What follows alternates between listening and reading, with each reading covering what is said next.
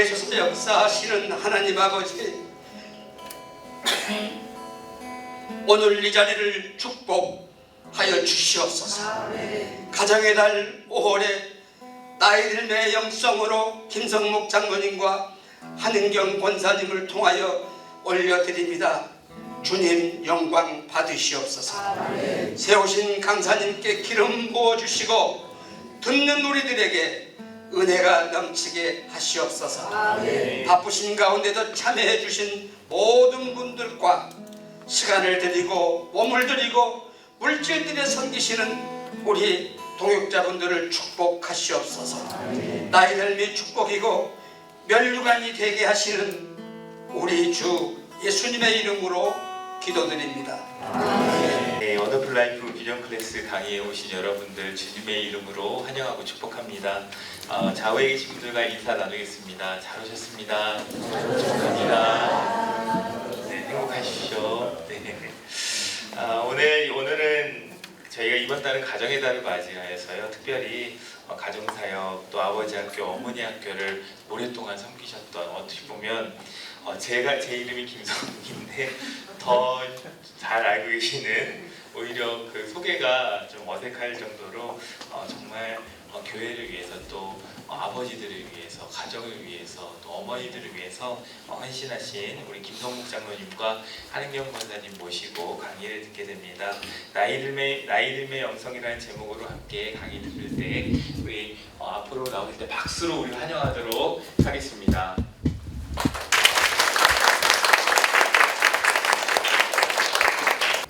안녕하세요.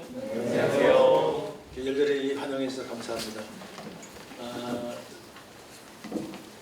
요즘에 5월달 가정의 달, 아마 여러 가지 행사를 바쁘실 텐데 이렇게 이런 자리에 함께 해주셔서 감사하고요. 저희 부부는 또 특별히 여러분들과 함께 오늘 이 나이 들매 영성이라는 주제를 가지고 저희도 이 강의는 많이 해보지 않았거든요. 가정에 대한 얘기는 참 많이 했지만 계속 이제 공부하며 또 묵상하고 그런 얘기가 있더라고요. 교회가 일반 사회보다 더 늙어가고 있다. 그러니까 교회에 나이 드신 분들이 더 많다는 거죠. 평균 연령이 높다, 사회보다.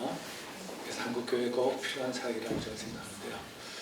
그러니까 건강 뭐 이런 건 많이 다루지만, 재정 문제는 다루지만, 우리 영적인 문제, 결국 우리 크리스찬들 뿐만 아니라 일반인들도 마찬가지로 우리의 삶을 정말 인간답게 살 수 있는 그런 어떤 영성을 갖고 있느냐, 그것이 결정을 짓거든요. 나이가 들어갈수록 우리가 더 뿌리 깊은 영성이 있어야 한다는 것, 그것은 알고 있지만 이제 그런 것들을 좀 이렇게 잠깐 이렇게 나눠보려고 합니다. 제 아내하고 저는 이제 결혼한 지 지난 5월달이 51주년이었어요. 그래서 51주년이라 그러니까 어떤 분들은 지겹다. 그래도 이제 제2의 신혼기를 이렇게 걸어가는, 얼마나 요즘에는 이제 재밌게 살고 있어요. 얼마 전에 여러분도 보시는 거 있죠? 영화 요즘에 최근에 그 넷플릭스에서 나온 거, 그거 뭐죠? 폭삭 소가수다. 한번 보신 분 한번 손들어 보세요. 그거 꼭 보세요. 안 보신 분들이요. 그거 보고서 제가 반성을 많이 했어요. 저렇게 살아야 되는 건데. 그 주인공들 사는 거 보면서, 야, 저기 정말 어떻게 저렇게 살 수가 있을까? 초지일관. 젊었을 땐 저렇게 할 수 있지만 나이 들어서 저렇게 어떻게 살 수가 있을까? 그런 생각을 해보면서 지금 많은 것들을 생각해봤거든요. 여러분도 성경 열심히 읽는 것도 좋지만 그런 영상, 그런 좋은 영화 나오면 한번 꼭 보십시오. 우리 삶을 돌이켜보면 아버지 역할이 뭔지, 어머니 역할이 뭔지, 또 자녀로서 어떻게 부모의 관계를 맺어야 할지, 이런 것들을 생각해보면 아주 귀한 영화인 것 같아요. 그분이 쓰시는 그 작품이 다 그렇게 아름답다고 그러더라고요. 누구라고 그랬지, 이름이? 임상춘 씨? 예, 그 참 좋은 작품을 제가 보고요. 우리가 이제 성경 구절은 계속 나올 텐데요. 너는 노인들 앞에서 공손하고 그들을 존중하며 내 하나님을 경외하는 나는 여호와다. 레위기 19장 32절을 손자는 노인의 면류관이요 부모는 그 자녀의 영광이다. 그럼 우리는 낙심하지 않습니다. 우리의 겉사람은 쇠하지 않고 우리의 속사람은 날마다 새로워지고 있습니다. 그렇죠? 우리의 겉사람은 쇠할지라도 우리의 속사람은 날마다 새로워지고 있다는 거죠. 이 인생의 주기를 보면요, 저는 이렇게 30, 3등분을 좋아하거든요. 요즘엔 30이 계속 길어지기 때문에 이제 플러스 알파라고 제가 붙였습니다. 예, 종래에는 되게 30, 30, 30 또는 20, 20, 20으로 나눈 분도 있고요. 예, 저는 3등분을 좋아하고 또 언젠가 여기 한번 오셨던 김영석 교수님도 3등분법을 좋아하시더라고요. 그래서 이 30년은 준비하는 30이고, 또 30년은 성공을 추구하는 30이고, 마지막 30은 의미를 추구하는 30이라고 할 수 있죠. 여러분들은 다 지금 마지막 30에 의미를 추구하는, 인생을 잘 통합하는, 신앙을 잘 통합해서 멋진 삶의 유산을 우리 자녀들과 후손들과 또 교회 다니시는 분들 교회와 또 사회에 남겨주고 떠나는 것, 그것이 우리 인생의 진정한 의미 아니겠습니까? 근데 30대쯤 해서 요 중반쯤 돼서 여러분들이 이제 은퇴를 하잖아요. 자기에 비해서 은퇴하시는 분들이죠. 남자들 같은 경우에 은퇴를 하는데, 은퇴하면 내 인생이 그걸 끝난 것이냐? 그렇지 않거든요. 저는 제가 좋아하는 문장 중에 이런 말이 있어요. 영어로 됐을 합니다만은 That day my job ended. That day, 그날 내 job은 끝났다. And my calling began. 나의 소명이, 일은 끝났지만 나의 진짜 소명이 시작됐다는 거예요. 여러분, 은퇴한 것은 이제 인생의 끝이 아니라 우리가 진짜 하나님께 주신 소명을 발견하는 거예요. 그리고 이미 소명을 받았던 분들은 그 소명을 새롭게 하면서 이제 마음껏 그런 하나님 주신 소명을 향해서 인생을 새롭게 시작해 나가는, 이 마지막 30은 그런 말하는 거죠. 죽음을 생각하는 것이 아니라 새로운 인생을, 새로운 생명을 생각하는, 자꾸만 속사람이 새로워진다는 거죠. 그러니까 나이 든다는 것은 그냥 우리 선택이 아니라 그냥 필수예요. 그러나 우리가 영적으로 성숙하는, 성장하는 것은 우리가 선택해야 한다는 거죠. 그 길을 선택할 것인가, 아니면 그대로 나이가 들어가 그냥 이렇게 살다가 죽지, 이렇게 살 것이냐, 새로운 소명을 발견할 것이냐. 그 소명에 불탈 때 우리는 그래서 엄청난 에너지가 없거든요. 저는 이걸 생각하면서 제 인생을 한번 잠깐 돌아봤어요. 20대 이 사람 만나서 이제 결혼을 했거든요. 제가 정말 엄청 사랑했어요.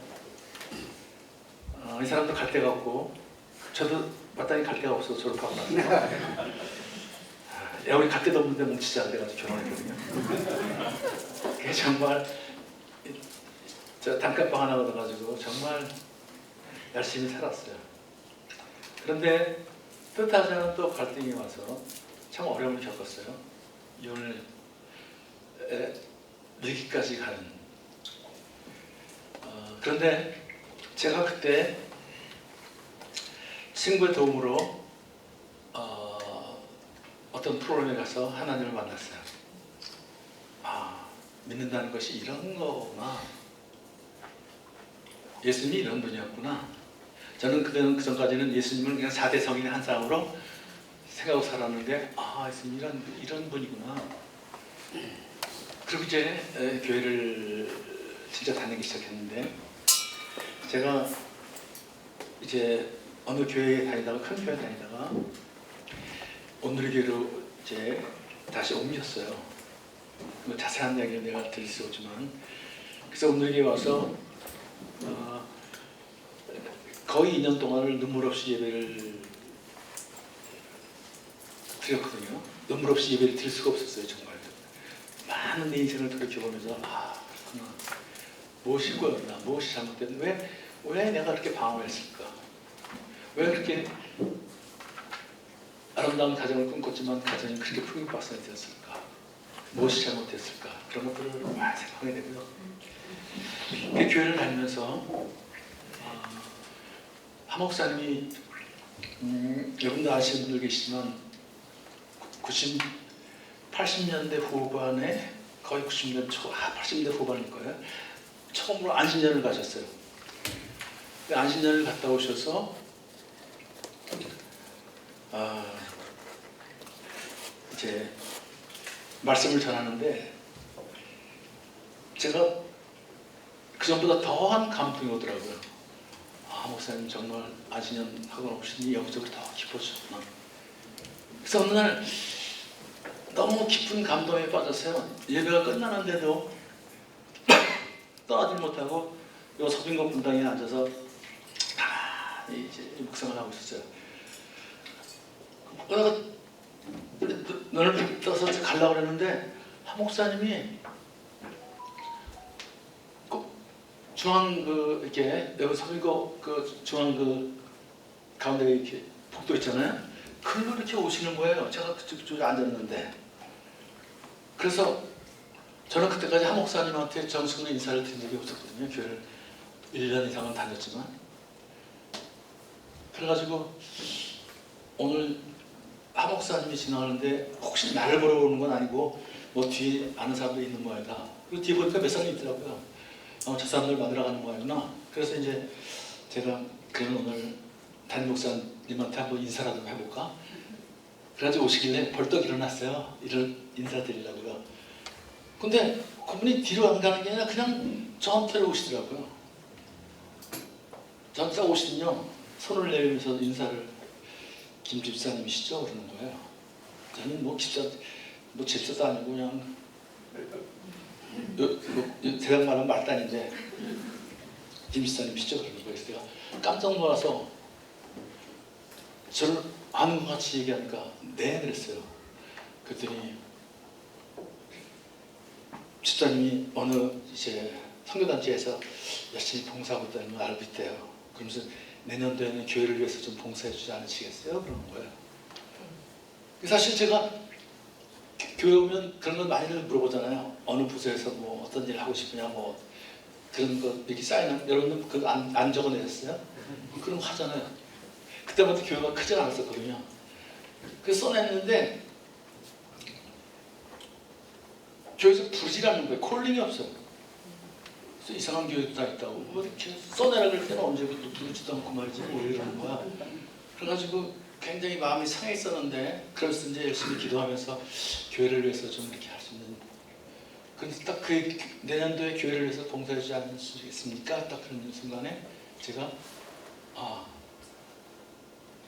이게 하나님이 부르시는 게구나 라는 생각이 들었어요. 콜링이라는 말이 그때 그래서 제가 그냥 네 하겠습니다 그랬어요. 그랬더니 저한테 하신 말씀이 뭐냐면 가정사역 프로그램을 좀 만들어 주시겠습니까? 그런 거예요. 가정사역 프로그램 처음 듣는 단어였어요 제가요. 그래서 목사님 근데 그게 뭐예요? 가정사역이라는 게 뭐예요 도대체? 그랬더니 목사님 웃으시는 거예요. 처음 들었거든요. 그랬더니 뭐 성경적인 결혼관이 뭐 부부의 대화는 어떻게 하고 부부의 성생활 뭐 또 이런 걸 가르치는 거예요. 그래서 제가 속으로 그런 게 있으면 우리가 들어야 되는데 그걸 누굴 가르쳐? 그런 거 프로그램을 어떻게 만들어? 근데 말도 못하고요. 그냥 내 목사님 쫙 설명을 하시는 거예요. 안신을 하시면서 한국교회가 왜 이렇게 영적으로 부흥하지 않을까? 그리고 한국 사회는 왜 이렇게 점점 더 힘들어질까?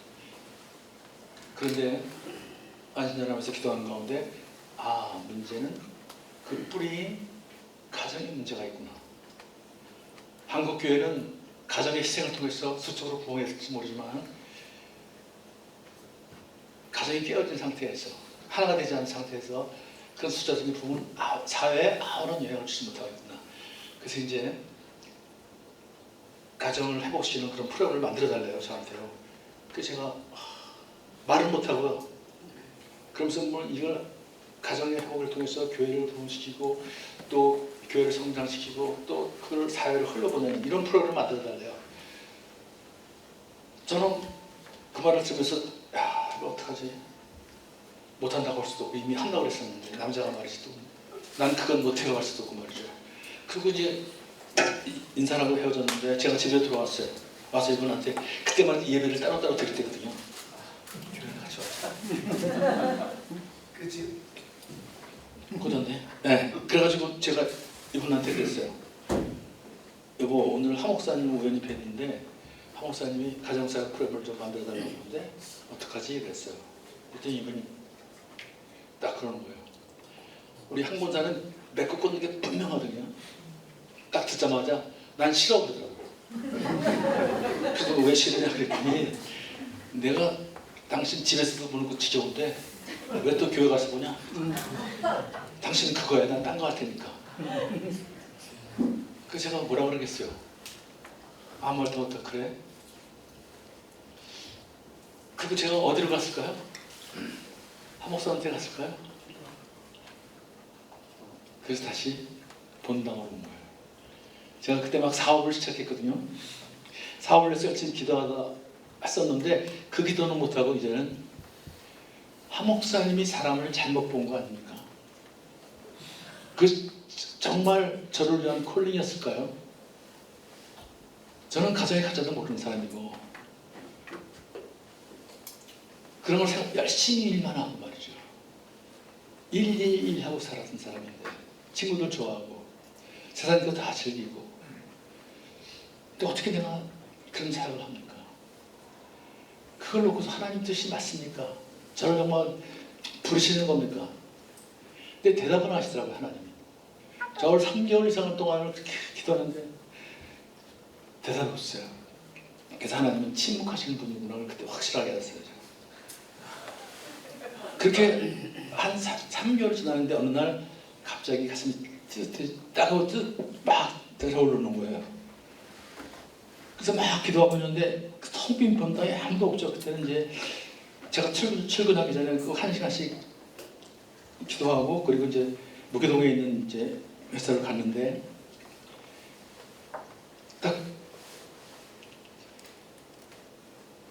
갑자기 말이죠. 너를 준비한 것이 이때를 위함이 아니냐 하는 그런 음성이 들리는 거예요. 뭐 소리 같기도 하고 제 가슴이 저는 아직도 그걸 설명할 필요 없어요. 하여튼 이상한 체험을 했어요. 여기 또 교회 안 다니시는 분들은 저게 무슨 소리가. 근데 또 믿어보면 또 그런 일이 있어요. 믿음은 기적을 불러오게 돼 있어요. 근데 눈을 뜨니까 아무도 없는데 그래서 제가 눈을 감았어요. 그 순간에 막 눈에서 이렇게 뇌에서 우리 부부의 삶의 스토리가 쫙 지나가는 거예요. 참 아름답게 연애했거든요. 근데 왜 이렇게 됐을까? 왜 이렇게 됐을까? 왜 이 자리까지 왔게 됐을까? 그때 제가 내 인생은 우리 인생은 하나님의 손에 있었구나. 그분의 인도하심이었구나. 그 부르심이 이것이 하나님의 부르심이었구나. 내가 하고 싶었던 것은 긍휼 사역이나 남을 이런 거였거든요. 돕는 사역. 근데 전혀 생소한 일을 부르시는 거. 그때 제가 이것이 콜링이구나. 이것이 사명이구나. 하나님은 그 길을 걷게 하셨어요. 그리고 우리 가정도 행복됐을 뿐만 아니라 그거에서 아버지 학교도 하고요. 또 이제 다시 이렇게 우리 나이 드신 분들을 위해서 하는 그런 사역까지 하나님 또 이제 나의 지경을 넓혀주시는 거 아닌가? 그런 생각을 합니다. 그러나 중요한 순간에요. 하나님은 저에게 큰 아픔을 주셨어요. 뭐 가정의 아픔도 있지만 제가 대장암이 걸려서 대장을 50cm 자르는 그때가 50대 중반이었어요. 암 치료도 받고요. 그런데 그때 제가 맡고 있었던 아버지 학교는 폭발적으로 부흥을 했어요. 그리고 또 2019년도에 60대 중반에는 제가 또 위암이 걸렸어요. 그 위를 또 반을 잘랐어요. 그때도 죽을 뻔했어요. 그리고 다시 또 일어났어요. 그 살아나보다 했더니 제가 또 코로나에 걸렸어요. 그래가지고 의사들은 완전히 포기하고요. 여기 모장로 계시지만 저를 위해서 기도하시는 많은 분들이 있을 거예요. 의사들이 포기한 상태니까 우리 오늘의 교회 네트워크에서 또 아버지학교 어머니학교에서 저를 위해서 기도했어요. 제가 거의 2주일 동안은 이렇게 홍화 상태, 의식불명 상태로 이제 끝난다. 그런데 하나님은 또 기적같이 저를 회복시켰어요. 이걸 돌이켜보면 참 하나님의 은혜구나. 콜링은 이런 거구나. 저한테만 해야 되는 거죠. 또 다른 저와 같이 이렇게 그런 음성을 듣고 시작한 사람들 많이 있습니다. 그러나 그렇지 않은 분도 있을 거예요. 이런 것들을 갖다가 여러분들이 이런 간지라는 게 참 조심스럽거든요. 그걸 일반화시키면 안 된다는 거죠.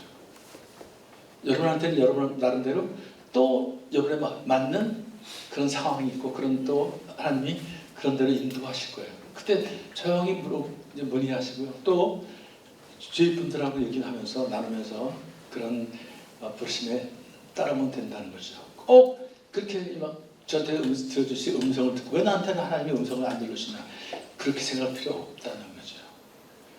그러나 중요한 건 그런 그 믿음 가운데 그런 새로운 기적이 일어난다는 것. 여러분도 잘 아시는 이영영 박사님 아시죠? 이영영 박사님 하신 그 유명한 얘기 있죠. 의심은 지성을 낳고 믿음은 영성을 낳는다. 그런 깊은 영성 가운데 그 믿음 가운데 큰 영성을 낳게 되고요.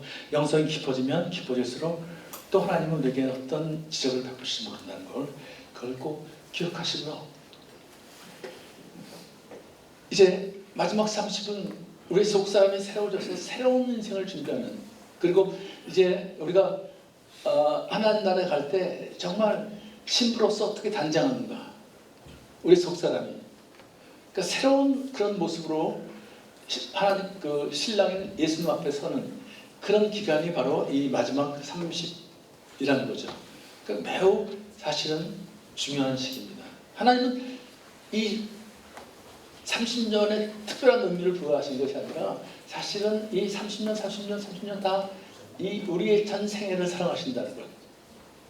그러나 우리가 그때 이 30대 해야 할 일들이 있다는 것.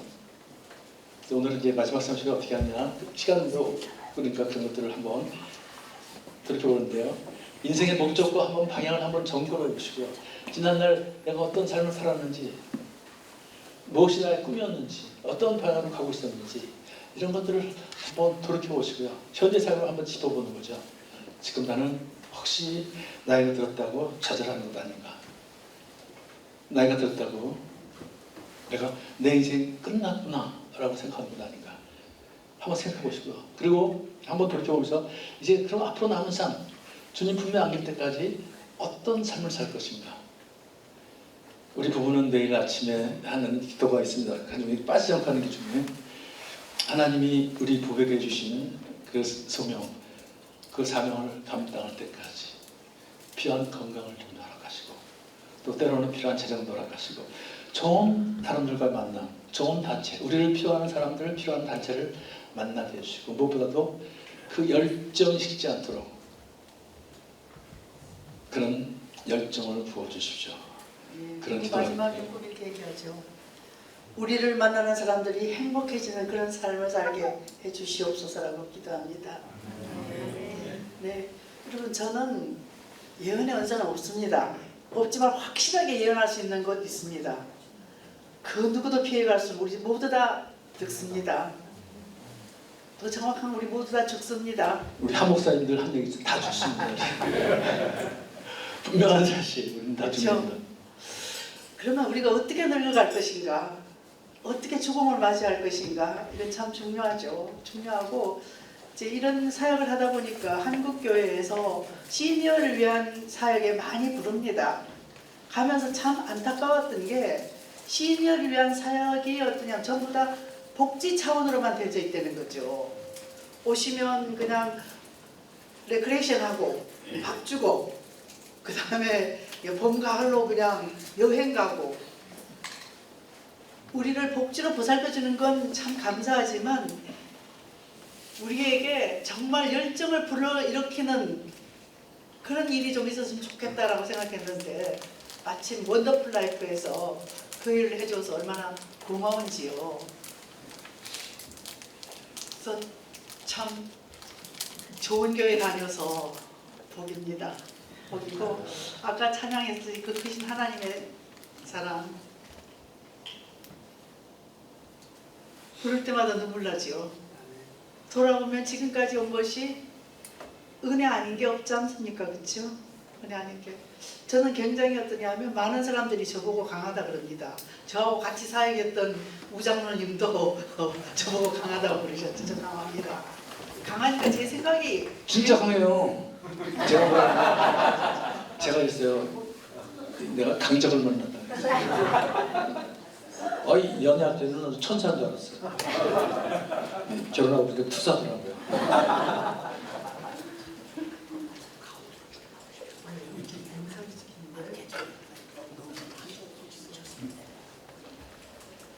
그냥 그 다음에 할 얘기를 잊어버렸습니다.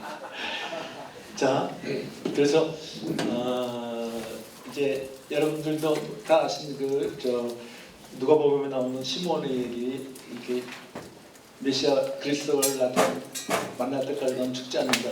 그게 근데 소명이에요. 그러니까 소명을 발견한 사람들은 그냥 기쁨으로 살 수 있다는 거죠. 거기 삶에 의미가 있다는 것이죠. 그래서 그걸 발견하는 것이 상당히 중요하다는 걸 말씀드리고 싶고요. 자, 이걸 한번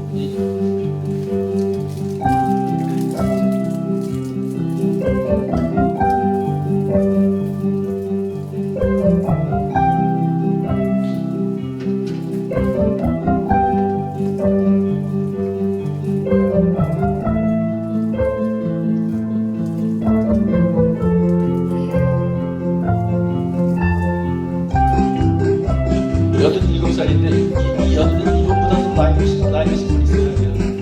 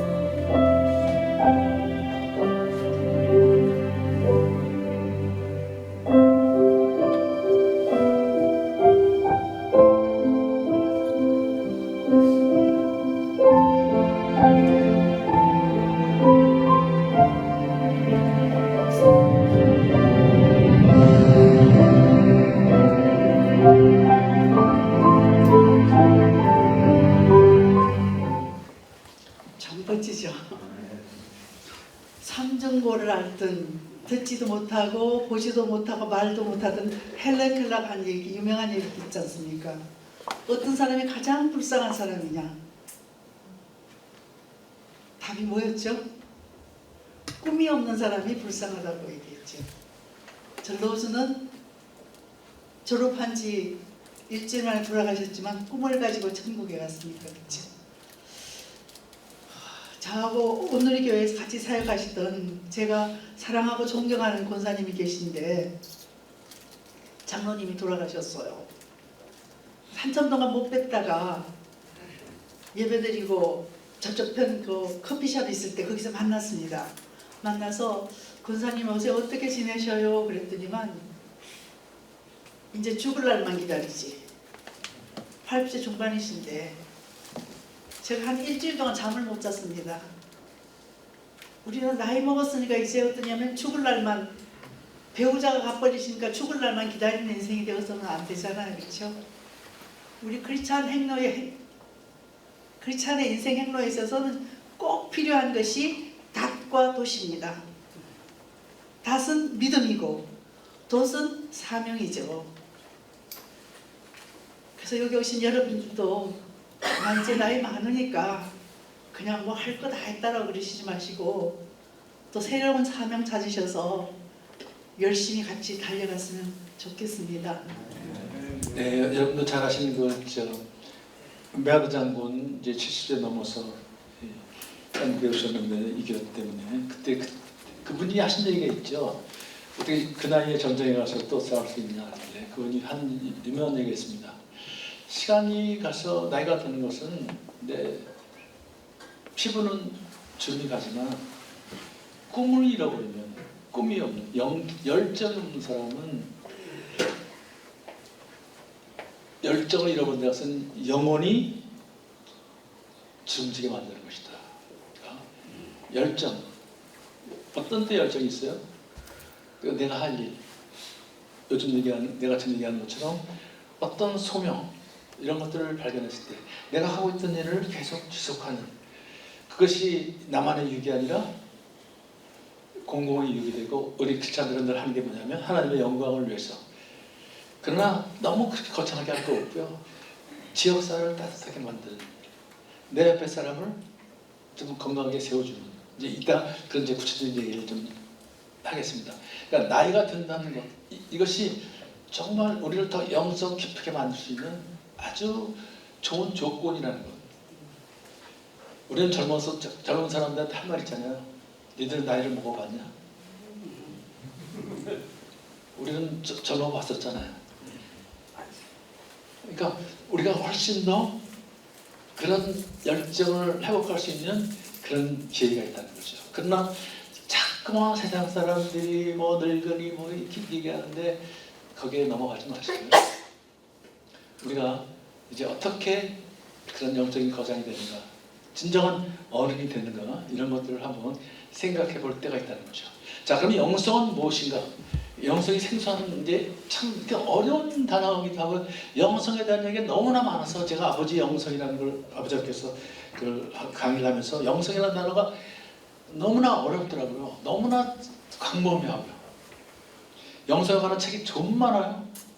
아마 여기 이 방 안에 가득 찰 정도로 그 영성이라는 책이 많아요. 근데 영성을 몇 가지로 제가 중요한 걸 찾아보니까 이런 거예요. 일반적으로 인간의 내면 깊은 속에서 느끼는 삶의 본질과 초월적 의미, 아주 기본적인 본질과 초월적인 의미를 향한 감성이나 태도, 이것이 영성이라는 거예요. 인생은 어디서 와서 어떻게 가느냐, 이런 것도 사실은 다 깊은 영성. 내 삶을 움직이는 것이 뭐냐, 또 우주를 움직이는 질서, 이 주인공이 누구냐, 이런 것들을 생각하는 게 다 영성이라는 거죠. 신이나 절대자의 관계 속에서 나타난 인간의 영적인 특성, 이걸 영성이라고 주장하는 사람도 있고요. 영성은 인생에서 우리를 바라시는 하나님에 대한 우리의 반, 하나님의 그 바라시는 그 하나님에 대한 우리의 반, 하나님에 대한 반응, 그것이 영성이라고 얘기하는 분도 있어요. 기독교적인 맥락에서 영성은 간단히 말하면 하나님과의 관계 속에서 살아가는 삶의 방식을 의미한다. 저는 이 정의를 좋아합니다. 제가 아버지께서 여기에 포커스를 맞추고 영성은 반드시 관계로 나타난다. 하나님과의 관계, 이웃과의 관계. 제가 그걸 확인하면서 굉장히 기뻐했는데요. 그래서 성경에서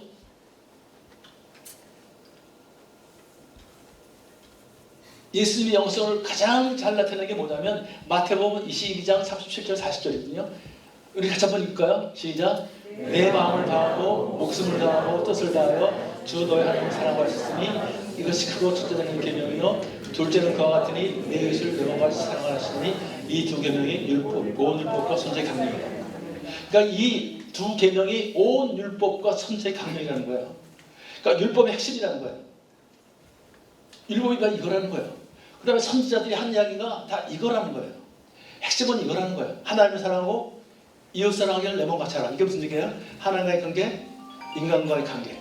하나님에 대한 사랑, 하나님에 대한 순종, 이웃에 대한 사랑, 이웃에 대한 섬김. 이걸 얘기하고 있어요.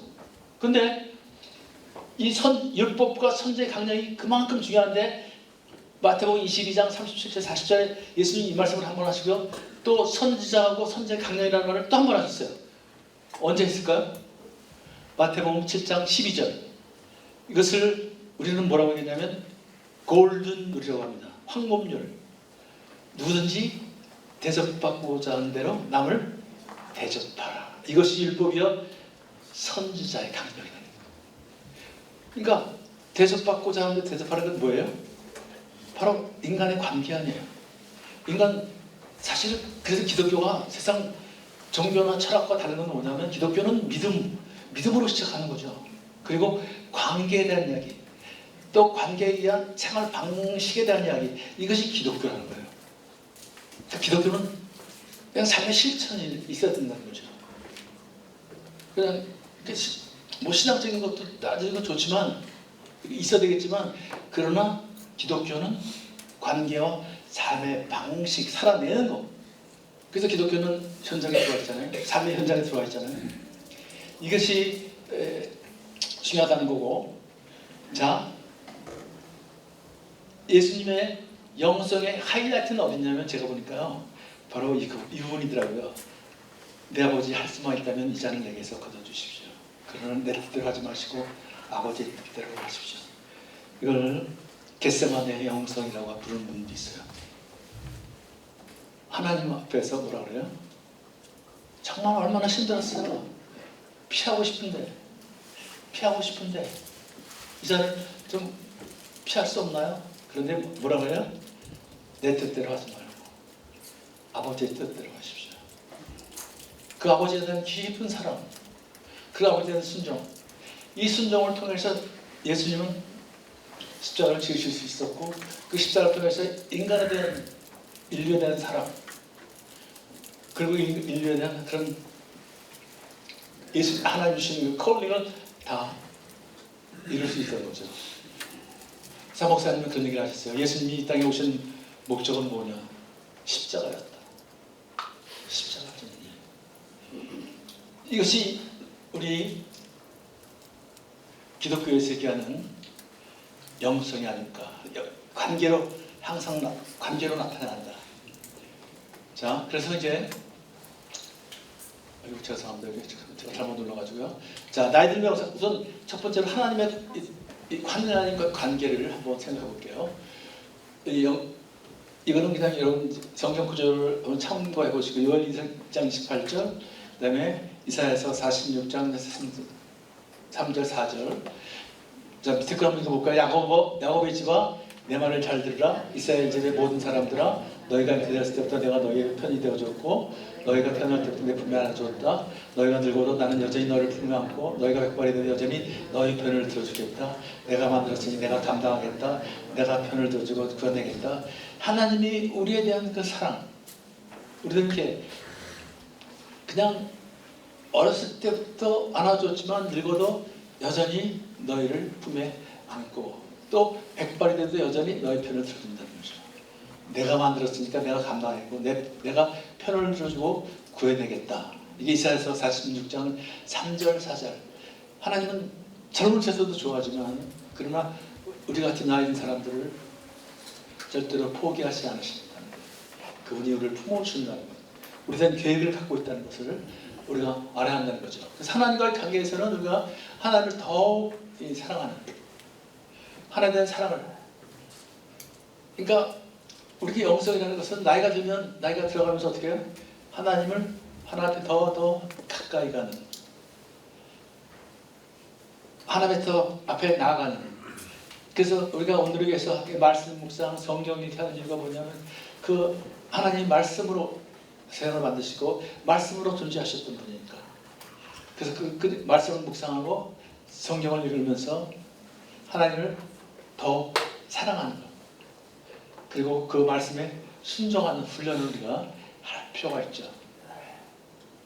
또 교회 우리가 또 덕을 세우는, 교회 이제 뭐 은퇴하셨으니까 여러분이 교회 행정에 이런 거 참여하시지 않더라도 교회 덕을 세우는 일, 이런 일들을 우리가 이제 감당할 수 있어야 한다는 거죠. 네, 잠깐만. 우리 모두 다 온누리 교회에 속한 걸 자랑스럽게 생각하시죠? 네. 그렇죠? 저도 참 자랑스럽게 생각합니다. 근데 자랑스럽게 생각하는 이유가 이렇게 교회가 번듯하고 큰 교회이기 때문에 자랑스럽게 생각하는 것이 아니고, 저는요, 우리 오늘의 교회는 기도하는 교회잖아요. 여러분 아시다시피 한 목사님이 그 한동대 도와주고 그때 엄청나게 투서 많이 받았잖아요. 한 주일에 한 번씩 한 목사님 음향 투서 왔습니다. 그때 우리가 순장이었는데 우리 순원 그 누구도 순장님 이게 무슨 일이라고 물어보질 않더라고요. 우리 전부 기도했습니다. 한 목사님 돌아가셨을 때 우리 어떻게 했나요? 곳곳에서 기도했잖아요. 그래서 쓸데없는 말질하지 않고 기도하는 교회이기 때문에 저는 굉장히 온누리 교회임을 프라우드하게 생각합니다. 여러분도 아마 교회가 좋아서기도 하지만 그런 부분 때문에 우리는 자랑스러워하고 앞으로 나이 들면 나이 들수록 더 교회를 위해서 기도해야 되겠죠. 그 우리 손주가 그러더라고. 우리가 무슨 얘기를 했더니만 할아버지 그건 유사과학이야 그럽니다. 유사과학이라고. 유사과학. 과학이 아니라는 거죠. 제가 뭐라 그랬냐면 한 목사님도 그런 말씀 많이 하셨잖아요. 우리가 살아가는데 속도보다 더 중요한 것은 방향이다 그런 말 많이 들어보셨죠? 제가 그 얘기를 했더니 우리 큰 손자가 그러더라고요. 할아버지 그건 유사과학이에요. 왜 유사과학이냐 그랬더니 속도라는 말에 이미 방향이 들어가 있어요. 그래서 제가 걔는 과학도거든요. 그래서 제가 그때는 아무 말을 못했는데 집에 가서 감히 이제 그 말이 맞기는 맞죠. 걔 말이 맞죠. 과학적으로 맞잖아. 자연과학적으로는. 그랬다가 집에 가서 제가 기도하면서 그 다음에 애인을 만났을 때 우리 손주 이름이 준혜입니다. 준혜야, 보이는 세상이 더 많아? 안 보이는 세상이 더 많아? 가만히 있더라고요. 네가 지금 알고 있는 게 더 많아? 모르는 게 더 많아? 여러분은 어떠셔요? 이 보이는 게 다가 아니잖아요. 보이지 않고 안 보이는 세상이 훨씬 더 많습니다. 내가 경험하고 아는 게 이게 다가 아니고 모르는 게 훨씬 더 많잖아요.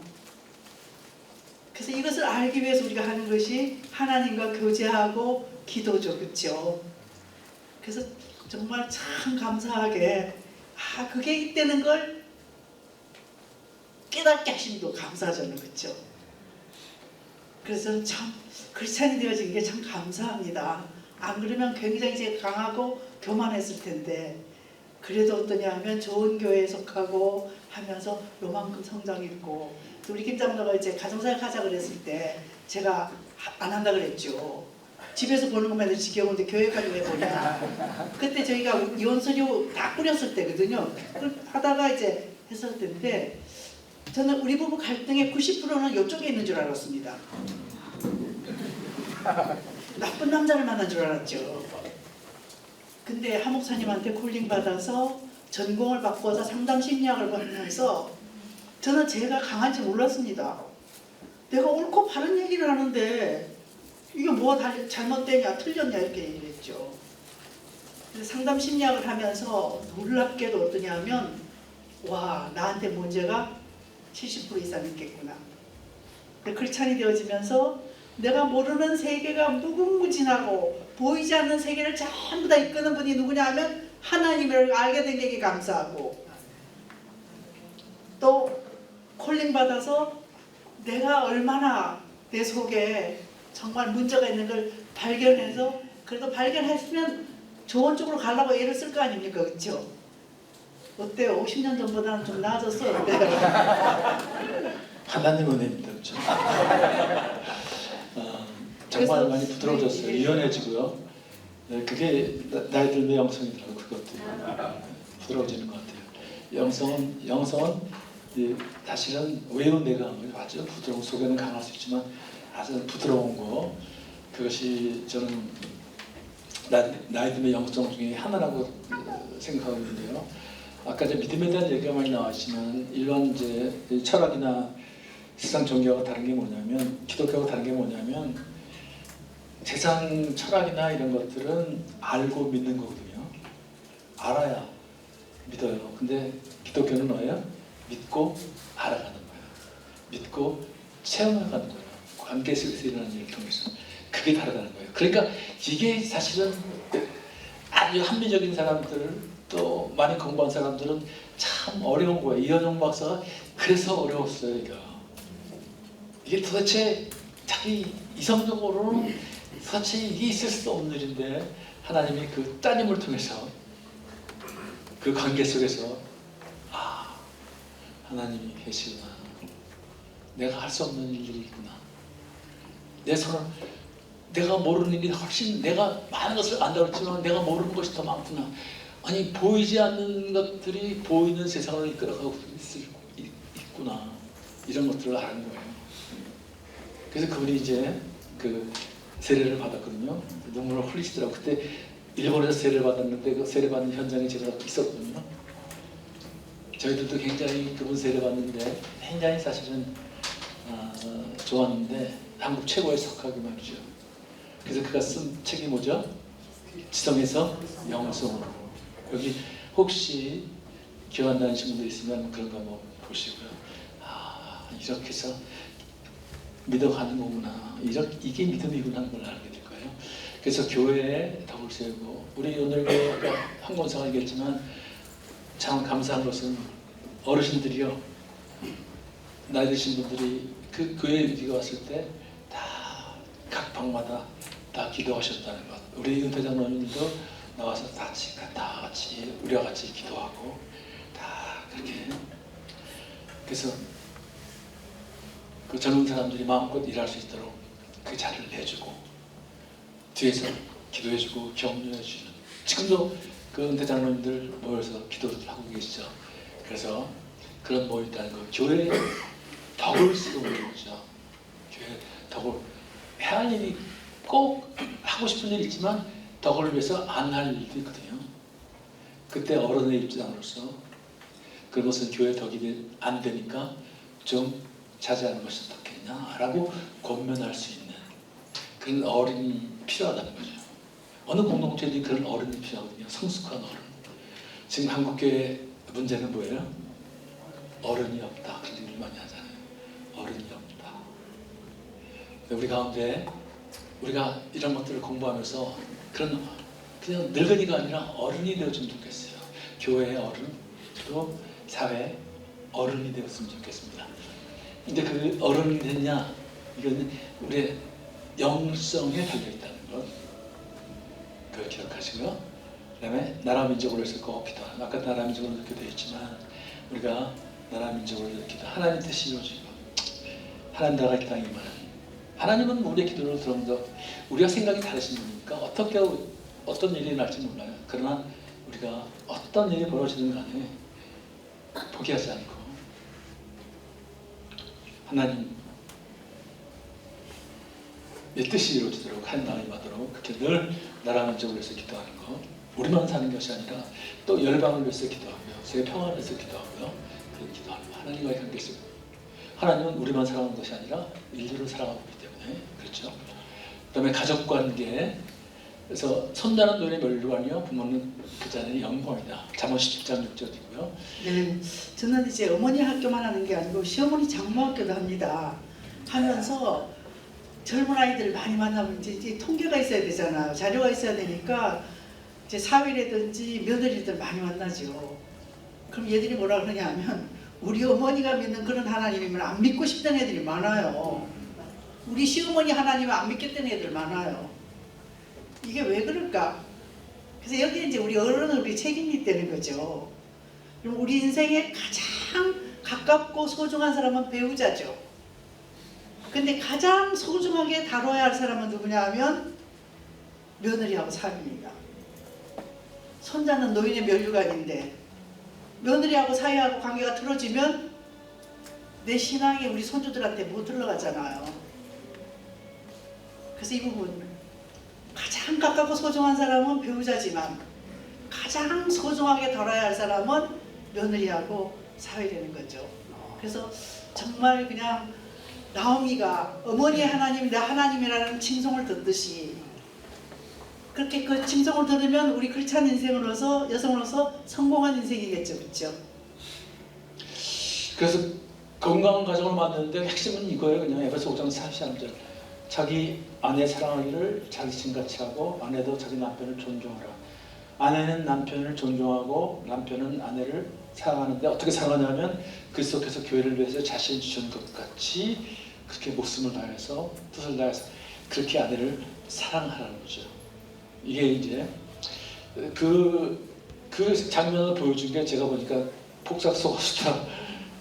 거기에 그런 내용이 아니지만 그렇게 사랑하더라고요. 주인공이 말이죠. 참 아름다운 모습을 봤어요. 그 어려운 시대에서. 그러니까 이게 성경적이거든요. 이렇게 해서 부부가 하나 되어야만 경건한 자녀들이 나오고 그 경건한 자녀들이 할아버지 할머니의 면류관이 된다는 거예요. 이거를 꼭 기억하시면서. 문제는 어떠냐 하면 우리 여성들은 나이가 들수록 점점점 어떠냐 하면 여성 호르몬은 다 섞어버리고 남성 호르몬만 남잖아요. 나오니까 이제 점점점 더 세지죠. 저도 부드러워졌다 그러지만 감당하는 만큼 센 부분이 지금 있거든요. 있는데 이제 이게 우리가 조심해야 될 게, 그러니까 여성들이 세지니까 어떠냐 하면 남편을 존경하라 그러면 뭐라고 그래요? 존경할 만한 게 있어야 존경하지 이렇게 나오잖아요. 그렇죠? 이 부분을 아주 조심해야 돼요. 우리가 하나님이 우리 사는 태도를 불꽃 같은 눈으로 보시지만 현실에서 우리를 불꽃 같은 눈으로 보는 존재가 있다는 거죠. 내가 내 남편하고 나하고 관계 맺는 걸 저는 아들만 둘이니까 며느리가 둘입니다. 제 며느리 둘이서 불꽃 같은 눈으로 봐요. 그래서 어떠냐면 가끔가다 속상해가 치받고 싶은 생각도 있지만 며느리가 있을 때 더 조심합니다. 제가 제 남편한테 함부로 하면서 솔직히 해가지고 우리 며느리가 내 아들한테 함부로 하는 건 우리 기분 나쁘잖아요. 그렇죠? 그리고 어쩌고 저쩌고 하면 이제 어머니가 믿는 하나님 믿기 싫다 이거 나온다는 거죠. 그래서 억지로라도 어떠냐 하면 존경하려고 애쓰는 거. 존경하려고 애써보세요. 행동하면 감정은 따라오게 돼 있어요. 그렇죠? 그게 성경의 심리학이에요. 일반 심리학은 감정이 행동하게 만들지만 성경 심리학은 의지로 하면 감정은 따라온다. 이게 좀 다른 거예요. 성경 심리학과 일반 심리학은. 그래서 꼭 요거를 기억하세요. 이런 것들을 이제 여러분들도 좀 공부하는 게 좋겠어요. 고등학교 같은 데 가서 한번 이렇게 젊은이들하고 한번 같이 한번 인생을 다시 한번 돌이켜보는, 그래서 정말 남편과 아내가 서로 사랑하고 서로 존경하는 그런 아름다운 모습 속에서 살아가는 모습. 그래야 우리가 여러분이 건강이나 여러분이 행복해야 누가 행복해져요? 여러분 자식들이 행복해지잖아요. 자식이 행복해지면 누가 행복해져요? 손자들이 행복해져요. 걔들이 행복하면 또 우리가 행복해져요. 그러니까 이 가족이라는 것은 아주 특수한 공동체예요. 하나님이 만들어주신 천지창조의 가장 클라이막스에 천지창조의 질서를 구현할 수 있는 그런 첫 번째 공동체가 바로 가정이라는 공동체거든요. 그래서 가정은 생명나무 공동체라고 그러고요. 가정은 첫 번째 교회고요. 가정은 첫 번째 학교거든요. 그래서 부부가 하나 되는 것이 그만큼 중요하다는 거예요. 그래서 제가 늘 강조하는 것이 뭐냐면 부부가 하나 돼서 부모를 공경하는 것. 그래서 1순위가 부부고 2순위는 부모고 3순위가 자녀다. 그러니까 자녀한테 우선순위는 절대 안 된다. 그러니까 부부가 서로 사랑하고 서로 존경하는 모습, 그래서 할아버지 할머니를 공경하는 모습, 이것을 아이들한테 경험시켜야 합니다. 그것이 사실 자녀 양육의 그냥 가장 기본입니다.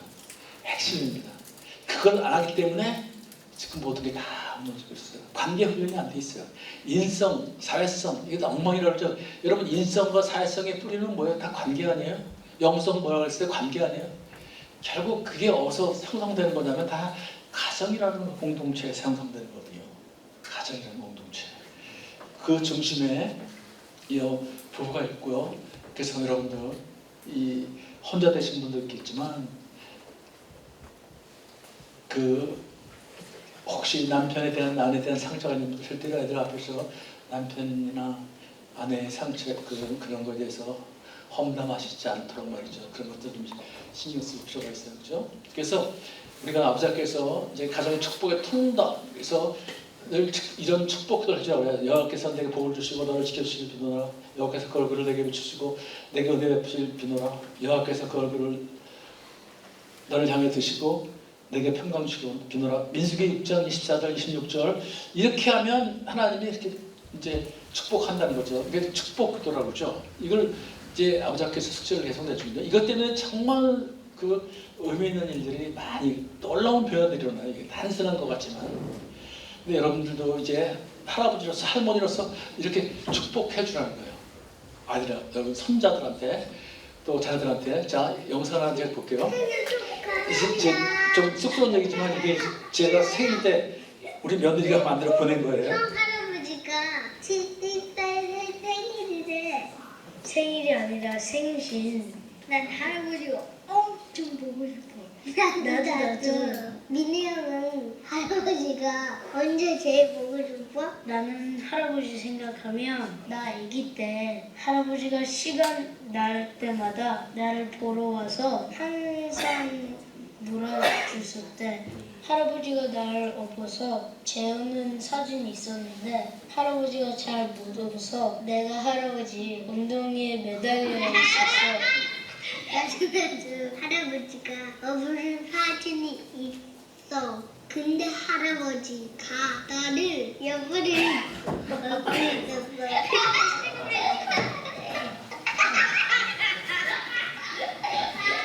내가 퍼즐 맞출 때 항상 같이 도와주고 엄청 칭찬해 줬었어. 할아버지 보고 싶다. 할아버지 보고 싶어요. 얘들이 미국에 있거든요.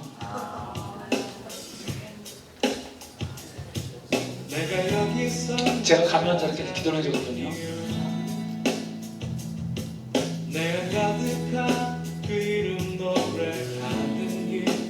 자기 전에 항상 기도하고 자기 전에 집에 와서 나한테 기도해달라고 축복해드리고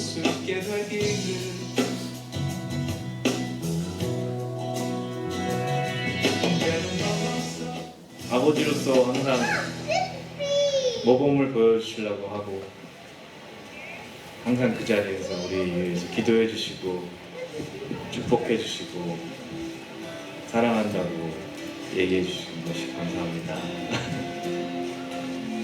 엄마랑 아빠랑 항상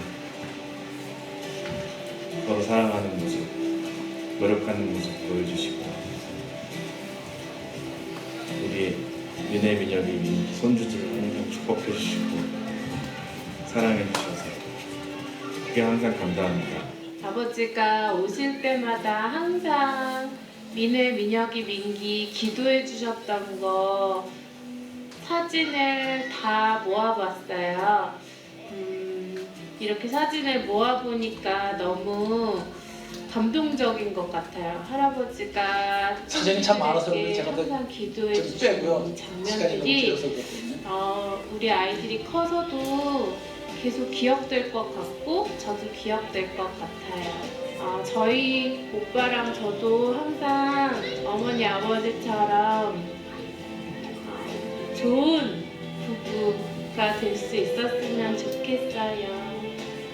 사랑해요 어머니 아버지. 아버지한테 그동안 한 번도 해보지 했던 말에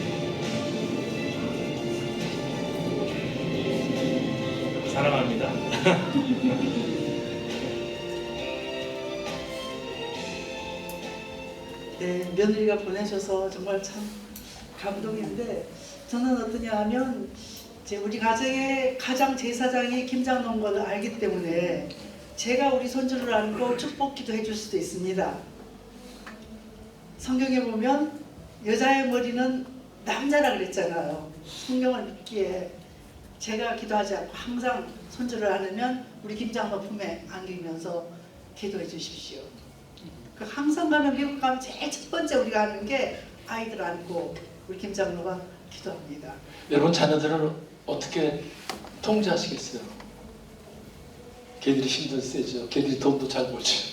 걔들이 잘 나가는데 모르고 그 아이들을 컨트롤할 수 있어요? 영성이에요. 영적인 힘이에요. 그 축복이 하나님으로부터 할머니로부터 흘러내려옵니다.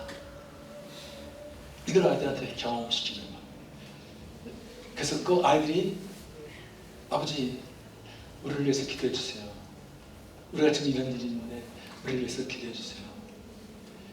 우리 아들이 그렇게 미국에서 이제 전화를 하고 제가 어떤 때는 이제 카톡을 해서 이렇게 페이스톡을 해가지고 이렇게 기도를 해주고 그러더니 네, 그래서 그 아이들도 우리를 위해서 기도해달라고 그러기도 하고 우리 집에 무슨 일이 생기면 저는 우리 손주들한테도 할아버지가 많이 편찮으실 때 니네 기도가 필요하단다. 그래서 기도 응답 받았을 때 하나님이 함께 해주셨다라고 그 애들한테 선물도 보내죠. 그래서 할아버지도 아이 손주를 위해서 기도하지만 니네 기도도 할아버지 할머니는 필요하단다. 예, 자 축복의 통로를 하고요. 그 다음에 가정은 기쁨이 넘쳐나는 가정이라는 건 뭐예요? 우리가 정말 이렇게 힘의 원천이 아니에요. 힘의 원천, 생명의 근원이고요. 가정이라는 그런 건 아니에요. 여러분 뭐 어떻게 살아가세요? 무슨 힘으로 살아가세요? 가족이 힘 아니에요? 특히 남자들은 왜 이렇게 열심히 일하셨어요? 가족들을 위해서. 왜 이렇게 참으셨어요? 뭐 때문에 그렇게 참으셨어요? 실질적으로 그렇잖아요. 가족이라는 게 그렇게 중요한 소중한 공동체 아니에요? 거기서 다들 하나님의 사랑을 경험하는 거 아니에요? 가정은 우리 기쁨이 넘쳐 들어가면 여러분 그냥 가정은 기뻐야 되는 거예요. 근데 기쁨이 넘쳐야 되려면 우리가 그런 죽음의 언어가 아니라 생명의 언어들이 도구하는 생명의 언어. 우리가 하나님의 말씀을 생명의 말씀이라고 하는 게 생명이 움트는 죽음에서 생명으로 다시 회복되는 그런 언어들. 또 말투가 좀 아주 따뜻한 말투, 거친 말투가 아니라 아까 한 권사가 얘기했지만 나이가 들어가면서 우리 말투가 거칠은 사람 많아요. 우리 크리스찬들 중에서 말투가 거칠은 사람들이 많아요. 심지어는 잘못 배운 가르친 사람들이 있어요. 욕 세라피라고 해가지고 욕을 하면서 상처를 치유받는 그런 헛소리하는 사람도 있어요. 그래서 우리 상담도 잘 받아야 됩니다. 기독교 상담을 받아야 되는데 지금 약간 사이드로 했지만 제가 이제 우리 김장하고 이혼하려고 상담받으러 갔거든요. 근데 페미니즘적 상당히 굉장히 강한데니까 제 스토리를 쭉 들어보더니만 이혼하려고 그럽니다. 근데 상담을 갔다니까 이혼하려고 갔습니까? 안 하려고 갔습니까? 안 하려고 가잖아요. 그래서 이제 이혼서를 끓이고 우리 큰아들한테 엄마 아빠 대우지 살기 어려워서 이제 태워준다 그러는데 너 누구하고 살래 그랬더니만 우리 큰아들이 가만히 있다가 눈물이 뚝 떨어지면서 엄마 나는 엄마도 좋지만 아빠가 있어야 된다 그래서 제가 접었거든요. 그러고 있다가 이제 다시 또 이제 제가 갔습니다. 그랬더니만 저를 상담해 준 사람이 막 야단 집디다. 한은경 씨 같은 여성으로서 너무 자존심 상하는데 왜 이혼을 안 하느냐고. 상담 잘 골라야 됩니다. 세상 상담은요. 감정을 카타르시스를 느끼기 위해서 어떠냐면 욕을 하는 욕 테라피 상담이 있어요. 우리 스텝 중에서 한 사람이 욕 테라피 상담을 들어가지고 와가지고 남편한테 욕을 막 하니까 딸을 시집 보냈더니만 그 딸이 지 신랑한테 또 그래도 욕을 막 한대요. 그래서 꼭 알아야 될 게 우리가 하는 짓을 하나님도 불꽃 같은 눈으로 보지만 누가 보고 있다? 애들이 보고 있어요. 아이들이 다 보고 있다. 아이들이 보고 이것을 저것 다 보고 있다는 걸 기억하시고요. 그 다음에 표정이 어때요? 특히 이제 나이가 들면 표정이 어떻게 될까요? 우리 표정이 다들 제가 그때 학자한테 들은 적인데 남자들이 우리가 무슨 계통이죠? 우라나타이족들이요. 우라나타이족들은 이렇게 나이가 들면 이게 내려간대요. 이렇게 쳐진대요. 그래서 가만히 있으면 화난 거지 보인대요. 그래서 그런 얘기가 약간 좀 이렇게 혀를 이렇게 입술을 들어 올리래요. 그래야지 미소. 그 훈련을 시키고 있어요 우리한테요. 제가 아버지 학교한테 그 불렀거든요. 중앙대 교수님이 있는데 그래서 이 표정을 좀 여러분 예수님은 어떠셨을까요? 표정이요. 거룩하셨을까요? 다 무게 힘주고 말이죠. 다 근엄한 표정을 졌을까요? 예수님은 항상 웃고 다니셨어요. 세상이 알지 못하는 기쁨으로 충만했던 표정이. 그러니까 애들이 그냥 예수님한테 가잖아요. 예수님 찾아가잖아요. 그러니까 표정을 좀 바꾸세요. 표정이 그만큼 중요해요. 특히 아버지의 표정이 중요합니다. 아버지가 웃어야 어머니가 평안해요. 아버지가 웃어야 어머니가 웃고요. 어머니가 웃어야 아이들이 웃는 거예요. 그러니까 아버지의 웃음은요. 가정의 평화를 가져오는 웃음이에요. 꼭 바꾸세요. 자, 이 표정에 관련 실험을 한번 해봤어요. 시각변형의 한음이 도전. 맞은편에 엄마를 바라보는 한음이. 아이를 이때 애기를 웃음기는 표정으로 상대했지만 한음이를 바라보는 엄마.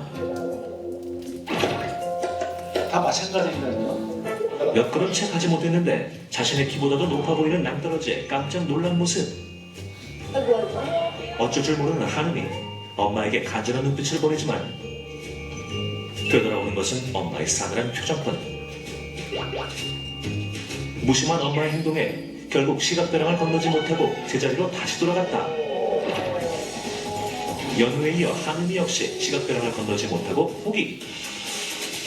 아이들은 무표정한 엄마의 얼굴을 보는 즉시 제자리로 돌아갔다. 엄마가 편안하게 웃는 표정을 짓는다면 아이들은 어떨까? 조금 전 시간과는 달리 한박 웃음을 짓고 있는 엄마. 엄마의 행복한 미소를 보자 덩달아 기분이 좋아진 연우. 그냥 애가 긴장을 풀잖아요. 그러나 이때 연우의 눈앞에 보인 것은 이제 시각변형이라지. 시각변형을 건너보자 물끄러미 엄마의 얼굴을 바라보는데 엄마의 화난 표정을 확인하자마자 거침없이 앞으로 돌진하는 연우. 미소 짓고 있는 엄마를 보자 한 채의 망설임도 없이 그대로 직진. 엄마의 웃음 덕에 무서웠던 시각변형을 용감하게 통과. 엄마의 표정 변화로 확실하게 알 수 있었던 연우의 달라진 반응.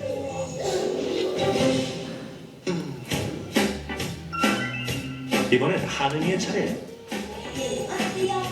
엄마가 행복하고 밝은 목소리로 자신의 이름을 불러주자 한결 편안해 보이는 한은이의 표정. 앞으로 갈까 말까 주저했던 때와 달리 단번에 시각변형 통과. 엄마의 미소에 시각변형 건너기 대성공. 예, 참 이 미소라는 게 그만큼 중요한 거예요. 얼굴 표정이라는 게 그만큼 중요하다는 거죠. 그러니까 우리는 얘기할 때 자꾸만 내용 갖고 싸우죠. 내 말이 틀렸어 그러죠. 그런데 내용보다 더 중요한 게 뭐예요? 표정이라는 거예요. 이게 유명한 그 존 가트맨이라는 그 미국 그 상담가가 한 이야기인데요. 실제로 이혼할 때 갈등할 때 이혼한 이유는 싸움의 내용이 아니라 싸움의 방식, 대화의 방식 때문이다. 그런데 UCLA 대학 교수가 이제 그걸 조사하면서 표정이 차지하는 비중이 58%, 30%, 그 다음에 말투가 37%, 그 다음에 7%, 그래가지고 이제 55%. 그래가지고 실제로 제일 중요한 것은 표정이라는 거죠. 표정. 그러니까 표정을 잘 관리하는 이제 김장로가 얘기하는 거 여러분 아시거든요. 메라비안 법칙이라는 얘기잖아요. 메라비안 교수가 한 얘기. 55%, 38%, 7% 이렇게 되죠. 그래서 웃는 얼굴은 마음을 웃는 얼굴을 보면 웃음이 마음을 열게 하고요. 마음이 열리면 관계가 열리는 거예요. 그럼 관계가 열리면 인생이 달라지는 거예요. 그래서 여러분 꼭 이 표정을 좀 여러분이 가는 곳에 여러분이 복의 통로로 우리는 다 이제 나이가 들어서 그런 아버지의 영성을 가지고 또 하나님 주신 그런 영성 동명을 가지고 주위를 따뜻하게 만든다 그러면 여러분의 표정을 좀 잘 관리할 필요가 있어야 돼요. 여러분이 가서 웃는 얼굴로 젊은 사람들한테 이렇게 해주고 말이죠. 집에서도 그렇고요. 손자 손녀 들어오면 항상 웃는 얼굴로 이렇게 그래야 감기가 회복된다는 거. 그래서 또 가정 선교의 축이다. 그래서 아까 얘기했지만 어머니가 만난 하나님을 나도 믿겠다. 여러분 그 유명한 얘기죠. 롯기에 나오는 그 유명한 이야기. 어머니 하나님, 어머니가 유숙하면 나도 유숙하고 어머니가 믿는 하나님 나도 하나님이다. 그래서 어머니가 믿는 하나님을 믿는 그런 걸 통해서 사실은 거기 다윗의 가문이 거기서 다윗이 나오잖아요. 그러니까 우리는 지금 수평선교를 얘기하지만 오늘 교회도 많은 선교사를 파송했죠. 사실은 선교는 수평선교가 있는 것이 아니라 수직선교가 있다는 거. 수평선교는 교회를 통해서 선교사를 통해서 땅 끝까지 선교사를 파송하는 거예요. 그러나 수직선교는 뭐예요? 세대와 세대를 연결시키는 선교. 아버지가 만난 하나님을 아들, 딸들에게 또 손자, 손녀에게 흘려보내는 것. 그러니까 원래 구약의 선교는 수직선교예요.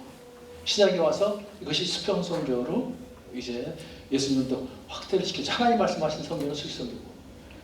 그러니까 지금 수평선교가 힘을 잃어가는 이유는 뭐냐면 이 수직선교의 축을 놓쳤기 때문에. 그래서 가정사역은 바로 이거예요. 사실은. 아버지 학교도 바로 이거예요. 어머니 학교도 바로 이거예요. 아버지가 만난 하나님을 아들, 딸들에게, 할아버지가 만난 하나님을 손자, 손녀에게 경험시키라는 거예요. 이걸 흘려보내라는 거죠. 그러면 그것이 결국 나의 삶의 의미가 될 뿐만 아니라 우리 가정을 행복하게 만들고 우리 자녀들은 후손들에게 그런 살아갈 수 있는 그런 기준을 제시하는 그런 믿음의 세계관을 전수할 수 있는 그런 기회가 된다는 거죠. 자, 이분을 한번 제가 소개하고 싶은데요. 짧게. 여기 앞에 계신 분은 온들교에서 한 1대1을 공부하신 분이에요. 지금 미국 어디야? 볼티모어에 살고 계신데요. 의사 하시다가 은퇴하셨어요. 은퇴 장로고요. 오래되셨어요. 그런데 이분이 온누리교 1대1을 오늘 팀즈 미국 갔을 때 그걸 공부하셔가지고요. 여기 따님이신데 따님 부부고 요게 손자 손녀인데 요 손자 손녀한테 최근에 1대1을 가르쳤어요.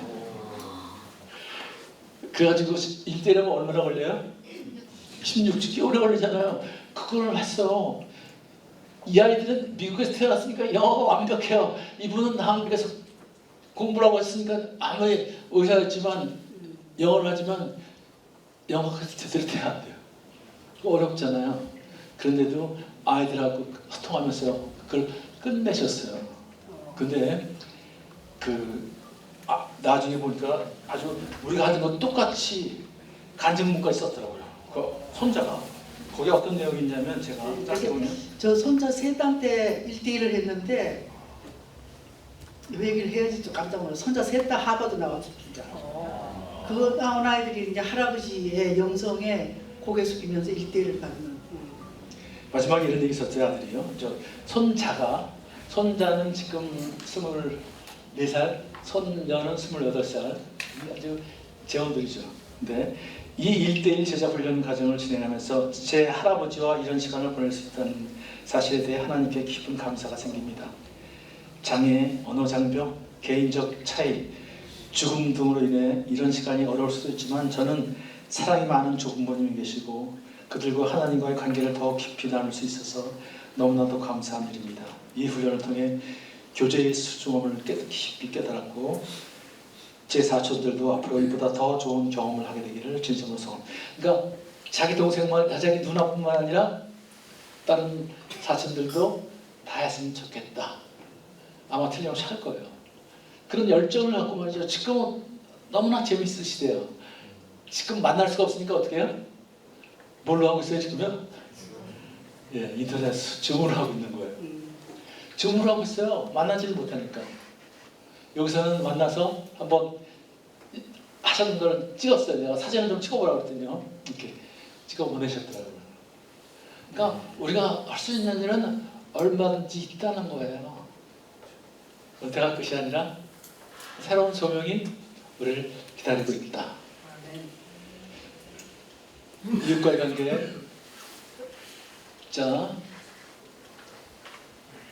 좀 이렇게 베푸는 사람 나눠주고, 우리 뭐 교회에서 하는 건 목까지 같은 거 이렇게 나눠주는 거 있잖아요. 가난한 사람들 돕는 거, 그런 걸 자꾸만 이제 쥐고 있는 것이 아니라 이렇게 베푸는 삶을 살아가는 거.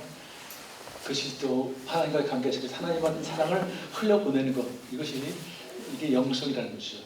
그리고 격려하는 사람, 정말 주위에 힘들어하는 사람들, 슬픔을 당한 사람 있으면 가서 따뜻하게 위로하고, 또 그런 사람을 보면 격려해주고, 이런 것들을 하는 거. 또 상담 같은 거 하는 거, 상담이 필요한 사람들한테 상담을 해줄 수 있는 그런, 그냥 귀찮다고 생각하지 마시고요. 그렇게 자꾸만 교제권에 들어가서 교제하면서 그런 격려한 삶, 그 생활 전도하는 거. 그래서 이제 뭐 제가 보니까 제 그 아버지 학교 그 형제들 보니까 독서클럽도 만들고요.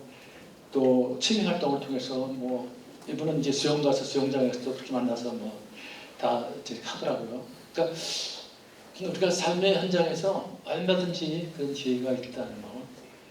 이것이 엄청나게 무슨 뭐 신약을 해야 되고 무슨 선교단체를 만들고 선교단체에 들어가서 하나님 그런 걸 원하시는 건 아니고요. 뭐 그렇게 부름받은 사람은 그렇게 가는 건 좋지만, 그렇지 않는 사람들은 그냥 그렇게 우리가 공동체, 또 교회 와서 여러분 나와서 기도하는 일, 아까 얘기했지만 또 교회 와서 어떤 행사에서 무슨 오늘에서 그런 것들 하잖아요. 어디 뭐 방문하고 그런 거 있으면 그때 한번 같이 시간을 내서 한번 같이 참여해 보는 거, 그런 것도 있고요.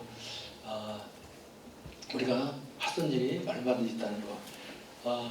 제 권사님 저기 오셨는데, 제가 그 지금 얘기가 되게 계신데, 오늘에게 아주 이 전설적인 한목사님이 존경하는 장원이 형이 계셨거든요. 정말 그분은 그냥 선교 사명을 가지고 사셨는데, 지금은 이제 거동을 거의 못 하시는데, 그래도 후배들을 위해서 책을 쓰셨더라고요. 어떻게 하나님께서 역사하셨는가, 오늘에게 어떻게 어떻게 그런 선교사역이 가능했습니까? 저한테 전화를 주셨더라고요. 그래서 그 책을 보내셨어요. 양은 이 편만 갖고 안 됩니다. 계속 쓰셔야 합니다. 너무 힘들대요. 그래서 장로님 꼭 쓰셔야 합니다. 후배들을 위해서. 오늘에게 어떤 교회든, 우리가 어떤 소망을 갖고 있는지, 정말 그런 분야문에서 강의를 하면 우리 정말 저렇게 사실 수도 있구나. 근데 그렇지 않더라도 우리에게는 얼마든지 우리가 우리 주변을 찾아보면 그런 주님의 마음을 우리가 품는다면 얼마든지 손길을 들 수 있다. 심지어는 이렇게 아이들 아파트에서도 이렇게 하더라도 아이들한테 축복해 주는 거죠. 짧은 시간이지만 그렇다고 뭐 축복해 주는데 기분 나빠하겠어요.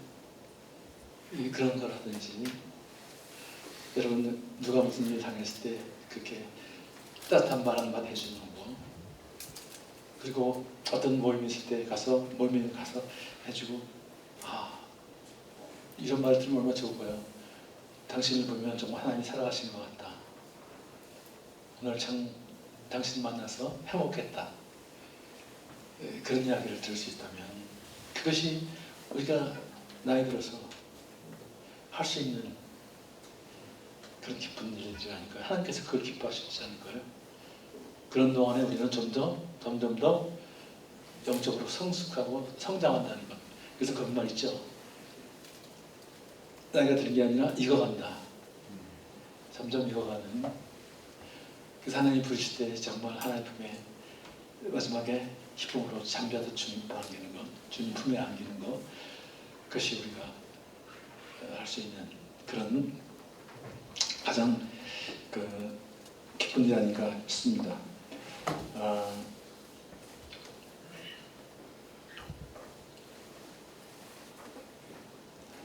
시간이 제가 이제 다 됐어요.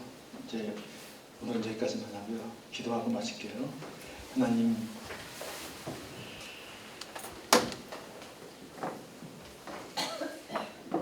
우리가 나이가 든다는 거, 인간적으로 보면 또 서운할 때도 있지만 영적으로 보면 하나님께 다가가게 된다는 거. 우리가 진짜 육신의 겉옷을 벗어버리고 새로운 생명으로 거듭나갈 수 있는 그런 소망을 주신 것도 인해서 감사합니다. 주님 앞에 설 때까지 정말 우리가 더 성숙하고 성장한 모습으로 주님이 기뻐하시는 모습으로 성장하고 성숙해서 그런 삶의 유산들, 신앙의 유산들을 우리 자녀들과 후손들에게 잘 흘려보내고 세상을 따뜻하게 만들고 또 교회를 건강하게 만드는 그런 사명 잘 감당하고 기쁜 마음으로 하나님 편에 갈 수 있도록 그런 인생을 살아갈 수 있도록 하나님 축복해 주옵소서. 아멘. 주님께서 우리와 함께 하실 것을 믿고 감사드리며 예수님 이름으로 기도합니다. 아멘. 네, 와주셔서 감사합니다. 준비해가지고요. 어떻게 네, 드려야